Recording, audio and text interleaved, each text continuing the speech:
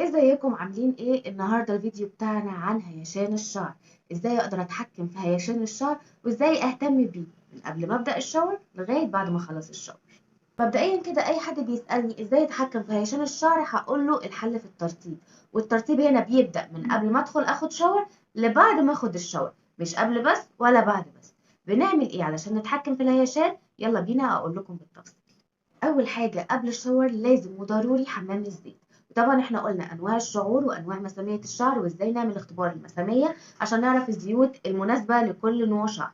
والزيت حمام الزيت بيبقى بيختلف من فروة الشعر لأطراف الشعر، وإن الفروة مش بيتحط عليها زيوت تقيلة زيادة عن اللزوم علشان ما تاخدش الشعرة وتقع، وإن الفروة بتاعة الشعر بيتم التدليك بتاعها في حركات دائرية بالراحة، حركات بعيد عن الضوافر بالأطراف بتاعة الصوابع فقط، وباقي الشعر بيتحط له زيوت تانية مناسبة لترطيب الشعر غير الزيوت اللي بتتحط على الفروة. وقلنا كل الكلام ده قبل كده في فيديوهات سابقة تقدروا ان انتوا تشوفوها على القناة. وبالمختصر كده هقول لكم سريعا ان الشعر ثلاث انواع: في شعر مساميته منخفضه، وشعر مساميته متوسطه، وشعر مساميته عاليه.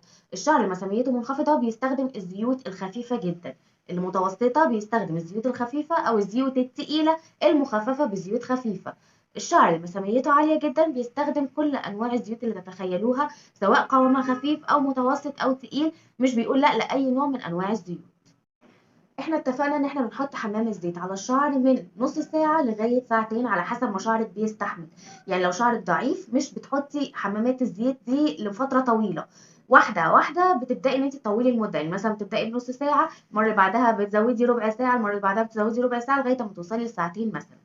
عملنا حمام الزيت بتاعنا، بنحط عليه الفوطة السخنة أو البروكاب. وقلنا البروكاب مش أي حد يستخدمه، اللي شعره بيستحمل أو اللي شعره متوسط فقط. الشعراية الضعيفة جدا ما تستخدمش بروكاب. اللي شعره بيستحمل بيحط البروكاب ربع ساعة على الدرجة العالية ويريحه 5 دقايق وبعدين يحط ربع ساعة تانية على الدرجة المنخفضة. اللي شعره مش بيستحمل قوي بيحط النص ساعة، يعني الربع في الربع، على درجة الحرارة المنخفضة. ربع ساعة درجة حرارة منخفضة ويريحوا 5 دقايق وبعدين يحطوا ربع ساعة حرارة منخفضة مرة تانية. اللي شعره ما بيستحملش خالص بيحط الفوطة السخنة ومش بيستخدم البروكاب خالص. ايه اللي انتي بتقوليه ده؟ هو مش البروكاب دوت المفروض انه بيخلي الزيت يدخل جوه الشعر ويتغلغله علشان الشعر يشربه كله ويستفاد بيه؟ اه، هو معمول عشان كده، لكن لو شعرك ضعيف جدا مش هيستحمل، لان البروكاب بيفتح المسام بتاعة الشعر فبيروح اخد الشعراية وموقعها لو انتي شعرك ضعيف جدا ومش مستحمل. لكن لو شعرك مستحمل يبقى البروكاب حل مثالي علشان شعرك يستفيد بكل الزيوت اللي انتي حطيتيها عليه. طيب خلصنا حمام الزيت بتاعنا، الخطوة التانية هنعمل ايه؟ هتجيبي بخاخة هتبخي شعرك بشوية مية، الشعر اللي من تحت مش الجذور، وهتجيبي حمام الكريم المفضل ليكي وهتبدأي ان انتي تغلفي الشعر اللي من تحت. طب احنا ليه بنحط حمام الكريم على الزيت؟ علشان يحتفظ بالرطوبة بتاعت الزيت جوه الشعر، يحبسها جواه. ده بيساعد على ترطيب زيادة. انتي مش حابة ترطيب الزيادة دوت، هتكتفي بحمام الزيت وهتسيبي الحمام الكريم على شعرك لمدة ربع ساعة، وبعدين تدخلي تاخدي الشاور بتاعك وهقول لك الخطوات واحده واحده. طبعا اول حاجه بنعملها في الشاور ان انت بتغسلي شعرك كويس جدا بالشامبو، والشامبو بيكون للفروه بتاعه الشعر بس مش لباقي الشعر. طب الباقي اللي احنا حاطين عليه زيت وحمام كريم ده هينضف ازاي؟ هينضف عادي خالص، لان الرغوه اللي بتتحط على جذور الشعر بتنزل تلقائي على باقي الشعر فبتنضفه. لكن لو حطيتي الشامبو على الشعر العادي اللي نازل ده بيساعد على جفاف الشعر جدا، لانها بتسحب كل الزيوت وكل الحمامات الكريم اللي انت عملتيها وبتوقعها، فشعرك مش بيستفيد منها باي حاجه. طيب بالنسبه للشامبو نستخدم شامبو عادي طبي في ما فيهوش سلفات ولا برافين ولا اي حاجه من الحاجات دي، ولا نستخدم شامبو تاني فيه سلفات؟ على حسب نوع شعرك. لو انت شعرك دهني لازم تستخدمي شامبو فيه سلفات علشان ينظف كل الدهون اللي موجوده في فروه شعرك، ما يأديش ان الزيوت تتراكم فوق بعضها وتعمل لك قشره. الشعر الدهني كده كده فروة الراس بتفرز زيوت كتير، بغض النظر عن حمامات الزيت اللي احنا عملناها. فاحنا لو سيبنا حمام الزيت على الزيوت اللي الشعر فارزها دي واستخدمنا لها شامبو بدون سلفيت، فالشعر مش هينضف، فهيخلي الحاجات دي تتراكم فوق الشعر يعني من كتر ما هي اتراكمت فوق بعضها هتعمل قشره في الاخر. طب القشره دي هتعمل ايه في شعري بغض النظر عن شكلها الوحش والمقزز؟ الا انها هتسد مسام الشعر عندي، وهتخلي الشعرايه ما تطولش، هتسبب لها عجز في الطول، لان الفروه دي كلها بقت مسدوده بالقشره، فمش هتخلي الشعر يطول، وكمان هتخليه يقع، بدل ما نبقى بنفيده هنبقى بنوقع. طيب بالنسبة للشعر الجاف أو الشعر العادي بنستخدم له شامبو عامل ازاي؟ بنستخدم له شامبو طبي، أو الشامبو اللي أنا عملته معاكم في فيديو قبل كده، الشامبو اللي بيساعد إنك تغذي شعرك من غير ما تضريه. لازم تحطي فيه حاجات طبيعية، منتجات طبيعية. طبيعي لازم يكون خالي من السلفات والبرابين وكل الحاجات دي. وافضل حاجات تحطيها طبيعيه جوه الشامبو بتاعك اللي بتستخدميه هو ورق السدر المطحون. اهم حاجه اللي داخل معايا في كل الوصفات، بينظف الشعر، بيخلي الشعر، بيساعده انه يطول، بيساعده انه يتقل. السدر المطحون ده بجد سحر. وكمان بتزودي عليه لو شعرك بيستحمل القرنفل، بتحطي عدد فردي منه 7 حبات او 15 حبه، بتحطيهم وبتخلطيهم بميه، وتحطي نسبة صغيرة من الشامبو اللي انت بتستخدميه، وكل دول بيتخلطوا مع بعض في الخلاط، بيبقى عندك احلى شامبو ينضف لك شعرك ويحافظ لك عليه من الهيشان ومن الجفاف. وافضل طريقه لغسل الشعر هي انك تقلبي شعرك على قدام، وتبداي ان انت تدلكي الفروه بتاعته بالشامبو كويس جدا، فلما تيجي تشطفيه بينزل على باقي الشعر المقلوب ده، فبينضف الشعر من الفروه لغايه اطراف الشعر. خلصنا وشطفنا شعرنا كويس جدا من الشامبو، هنرجع نحط بلسم على اطراف الشعر علشان نرطب زياده عن الترطيب اللي رطبناه قبل الشاور. تفضلي حاطه البلسم على شعرك، وتبداي تاخدي باقي الشاور لباقي جسمك، وبعد ما تخلصي بتشطفي شعرك عادي خالص بميه فتره. ايه هي الميه الفتره؟ هل هي الميه الدافيه؟ لا، هي مش الميه الدافيه. هي انك لما تجيبي كوبايه ميه كبيره، تحطي تلتينها ميه ساقعه والتلت صغير ميه سخنه، جسيها كده بايديكي، هتعرفي ايه هي الميه الفتره اللي المفروض شعرك يتغسل بيها. خلصنا خلاص كل حاجة في الشاور بتاعنا، وغسلنا شعرنا ورطبناه وكل حاجة. اما تيجي تنشفيه ما تنشفيهوش بفوطة قطن وتفضلي تعمليه كده من الجنب، ده انت كده بتقصفيه مش بتفيديه بأي حاجة خالص.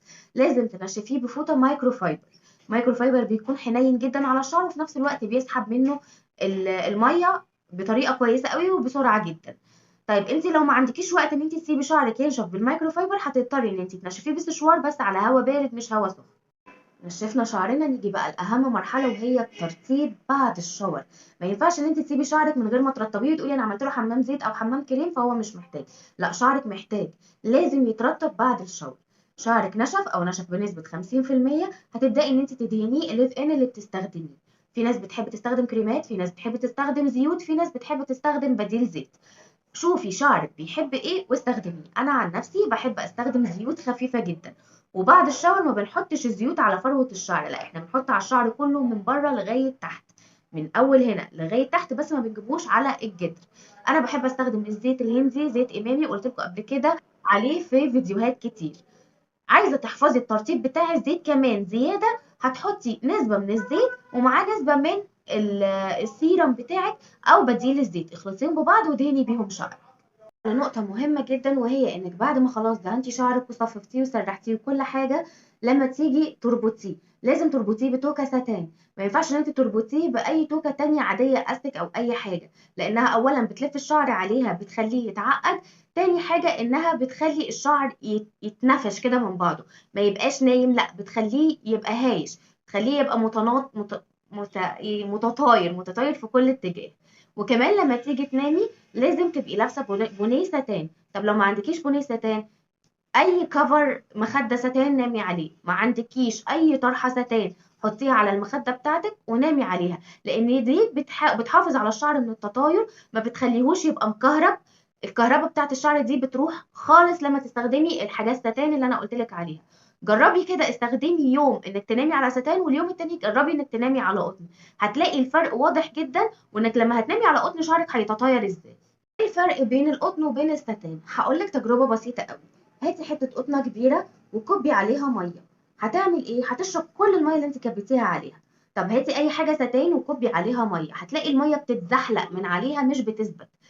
طيب ده ايه علاقته بالشعر؟ انك لما تنامي على مخدة قطن، القطن اللي فيها ده هيمص كل الترطيب اللي انت حطاه في شعرك، سواء زيوت سواء كريمات سواء اي حاجة، بيمصها جواه فيصبح شعرك جاف وهايش. لكن لما تنامي على ستان، الستان هيحافظ على هدوء شعرك، مش هيخليه انه يبقى مبعتر كده او يتطاير منك. كمان بيحافظ على الترطيب جوه شعرك زي ما هو، مش بيقلل منه اي حاجة. فبالتالي لما تصحي هتلاقي شعرك متناسق موجود في مكانه عادي ومش هايش خالص. هنبقى رطبنا الشعر بحمام الزيت قبل الشاور، ورطبناه تاني بالشامبو بالحاجات اللي احنا حاطينها جواه المفيدة، ورطبناه تالت بالبلسم اللي بعد الشامبو، ورطبناه رابع بعد الشاور بتاعنا لما نيجي نصففه بالزيوت او بالكريمات اللي حطيناها، وحافظنا على كل الترطيب ده جوه شعرنا كويس قوي بالستان. ودي بتبقى اخر مرحلة في ترطيب الشعر ومنع الهياشين. ده كان الفيديو بتاعنا النهارده، يا رب يكون عجبكم. لو الفيديو عجبكم ما تنسوش تعملوا لايك وشير للفيديو في كل مكان عشان يوصل لاكبر عدد من البنات، وسبسكرايب للقناه عشان يوصل لكم مني كل جديد اول باول. ولو عندك اي استفسار سيبيهولي في كومنت وانا هرد عليكي اول ما اشوفه. شكرا ليكم والسلام عليكم ورحمه الله وبركاته.